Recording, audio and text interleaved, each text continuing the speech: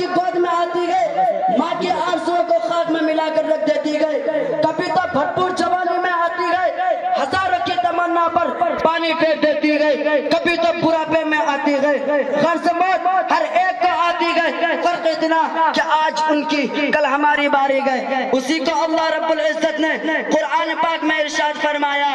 قل ان الموت الذی تفرون منہ فانہ ملاقیکم۔ اے نبی فرما دیجئے کہ جس موت سے تم بھاگتے ہو، جس موت سے تم فرار کرتے ہو، وہ کہیں نہ کہیں ضرور ملے گی، اور تمہیں اس مالک الملک کی طرف لوٹنا ہے جو تمہارے ظاہر و باطن، اندر و باہر کا علم رکھتا ہے، اور تمہیں کل قیامت کا دن جس میں اولین و آخرین جمع ہوں گے اور نفسی نفسی کا عالم ہوگا، اور تمہارے اعمال سے تمہیں تنبہ کرے گا، اور اگر تم نے خدا اور اس کی رسول کے اطاعت و فرما برداری میں زندگی گزارے تو نامہ اعمال دائیں ہاتھ میں دیا جائے گا، اور فرشتوں سے کہا جائے گا اسے جنت میں داخل کر دو، اور یہ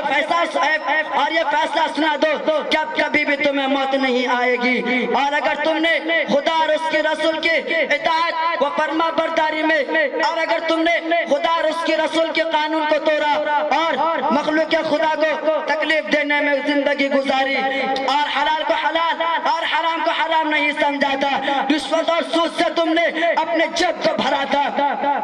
اور رشوت اور سود سے تم نے اپنے جیب کو بھرا تھا، یتیم اور بیواؤں کی دولت پر تم نے ڈاکہ زنی کی تھی، تو کل قیامت کے دن ناکامی کا جھنڈا پیچھے کی طرف سے دیا جائے گا، اور فرشتوں سے کہا جائے گا اس کم وقت کو لے جاؤ اور جہنم میں اوندھے منہ ڈال دو۔ عزیز دوستو، دنیا میں انسان دولت کمانے اور حاصل کرنے کی بڑی کوشش کرتا ہے، راتوں میں جا کر دنوں میں تھک کر ہار کر خون پسینہ ایک کر کے جمع کرتا ہے، لیکن جب انسان کو موت آتی گئی اور اس کا روح پرواز کر جاتی گئی تو لوگ ساری دولت لے لیتے ہیں، اور اسے اپنی دولت کے سوا کفن کے کچھ حاصل نہیں ہوتا، کوئی چیز اس کے ساتھ نہیں جاتی، ساری چیزیں یہی پڑی رہ جاتی ہے۔ آج دنیا کی کوئی چیز اس کے ساتھ نہیں ہے، صرف ایک ہی چیز اس کے ساتھ رہ جاتی ہے، وہ ہے اس کا اعمال، خواہ اچھے ہو یا برے۔ دوستو، اسی کو اللہ رب العزت نے قرآن، اسی کو آقا مدنی صلی اللہ علیہ وسلم نے اس طرح بیان فرمایا، یتبع المیت ثلاثۃ فیرجع اثنان ویبقى معه واحد فیرجع اہلہ ومالہ ویبقى عملہ۔ میت کے پیچھے تین چیز جاتی ہے، ان میں سے دو لوٹ آتی ہے اور ایک اس کے ساتھ رہ جاتی ہے، اس کے ساتھ اس کی اولاد، اس کا مال اور اس کا عمل جاتا ہے، اولاد اور مال واپس آ جاتے ہیں، صرف عمل ساتھ رہتا ہے، خواہ اچھے ہو یا برے۔ میرے دوستو، سوچنے کی مقام ہے کہ وہ عمل جو ہماری کٹن گھڑی میں کام آنے والی ہے، اسے ہم دوستو سوچنے کا مقام ہے کہ وہ عمل جو ہمارے قبر کی کٹن گھڑی میں کام آنے والے گئے وہ ہمارے پاس کتنا ہے، اور وہ آل، وہ اولاد، وہ مال، وہ متاع جو اس مشکل وقت میں ہمارے ساتھ چھوڑ دیں گے، ہم اسے جمع کرنے کے لیے کتنا فکر مند ہے، جمع کرنے کی کیا چیز تھی اور جمع کیا کر رہے ہیں۔ اسی کو میر انیس نے اس طرح اس کا نقشہ کھینچا ہے کہ کیا کیا دنیا سے صاحب مال گئے، کیا کیا دنیا سے صاحب مال گئے، نہ دولت ساتھ گئی نہ اطفال گئے، پہنچا تو اللہ تک آگے سب لوگ، ہمراہ اگر ساتھ گئے تو اعمال گئی۔ میرے دوستو،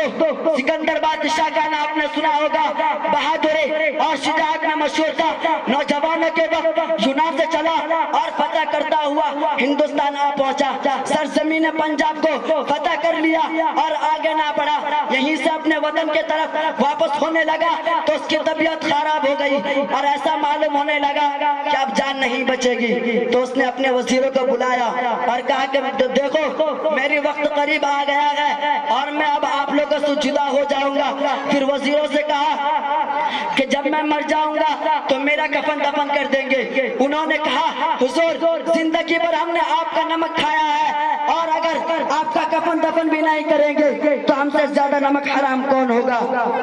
پھر سکندر بادشاہ نے کہا کہ جب میں مر جاؤں گا،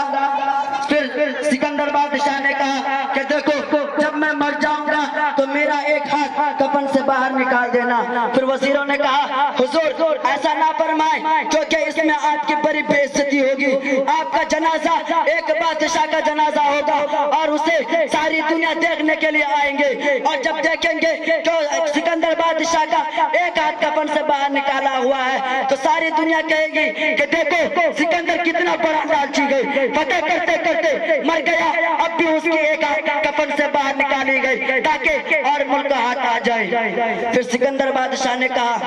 आप लोगों ने समझा ही नहीं, मैं इसलिए मैं हाथ कफन से बाहर निकाल रहा हूँ ताकि और लोगों को नसीहत हो जाए कि 7 मुल्क का बादशाह आज जब दुनिया से जा रहा है वो भी खाली हाथ जा रहा है, उसके हाथ में 1 रुपया भी नहीं है, हम तो बिल्कुल ही खाली हाथ जाएंगे। मेरे दोस्तों इतने बड़े बड़े बादशाह आज जब दुनिया से जा रहा है वो भी खाली हाथ जा रहा है, ना उसके साथ वो इतने बड़े बड़े बादशाह आज जब दुनिया से जा रहा है वो भी खाली हाथ जा रहा है, ना उसके साथ ना उसकी अखबार है ना दौलत है, हमारे पास तो कुछ भी नहीं है, हम तो बिल्कुल ही खाली हाथ जाएंगे। मेरे दोस्तों आज का इंसान ये सोच रहा है कि अभी तो जवानी गई, कुछ इससे फायदा उठा लेने दो, जब दाढ़ी पक जाएगी हम भी तुम्हारे तरह नमाज पढ़ लिया करेंगे, रोजा रख लिया करेंगे। हालांकि ये इंसान जानता है कि इंसान को माँ की गोद में भी आ सकती गई, पर जवानी में भी आ सकती गई, मौत ना किसी की जवानी देखती गई और ना किसी की हसरत वयास देखती गई।